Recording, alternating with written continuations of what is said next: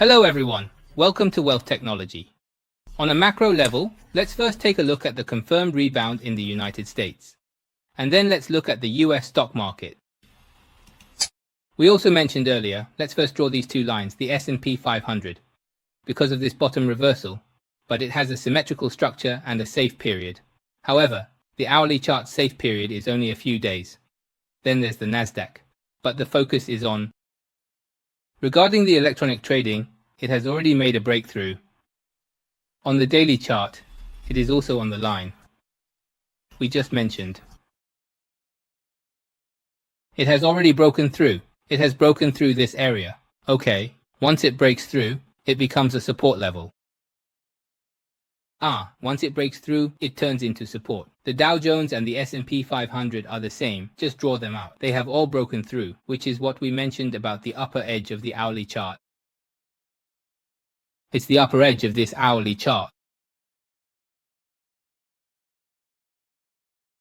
The electronic trading has already broken through. The Dow Jones is the same. Alright, let's take a look at the US stock market. Well, for this wave, in the US stock market, we are mainly focusing on semiconductors because the semiconductor sector is strengthening. Semiconductors, indeed. Is this the position where it breaks the bottom and reverses? So it should be that the electronic trading has already made a breakthrough move. With the breakthrough move, the neckline becomes support. And then, next is. The main focus is on the semiconductor sector, particularly on two ESMO stocks, because in our last discussion, we mentioned that it had reached a head and shoulders pattern. Satisfied with the low call. So among these stocks that have been in a long-term decline, this one is very attractive because it has reached two stages of decline satisfaction. What makes a good stock, right? So as long as you keep an eye on the low point support, that's enough.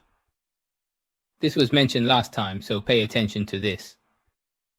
Ideally, even yesterday's black candlestick should not be broken, because this is a strengthening structure. In a strengthening structure, the short-term bottom will also get higher and higher. Next, let's talk about NVIDIA.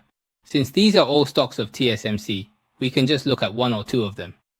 This is the bottom breaking range. Alright, just focus on its pattern.